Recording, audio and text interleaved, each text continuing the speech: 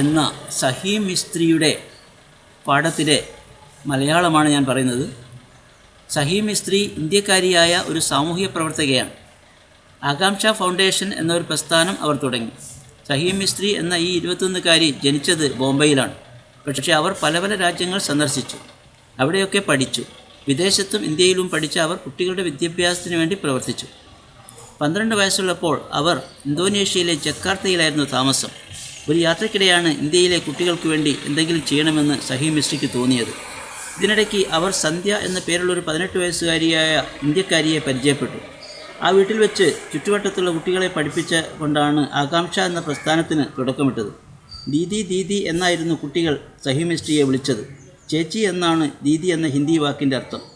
ബോംബെയിലെ കൊളാബയിലുള്ള holy name സ്കൂളിലെ പ്രിൻസിപ്പാളാണ് ആദ്യമായി സ്കൂളിൽ ആകാംക്ഷ തുടങ്ങാൻ മുറി നൽകിയത്. 1991 ആകാംക്ഷ നിലവിൽ വന്നത്. പിന്നീട് അത് വളർന്ന് 58 സെൻറ്ററുകളായി 6 സ്കൂളുകളിൽ പ്രവർത്തിച്ചു. Thank you.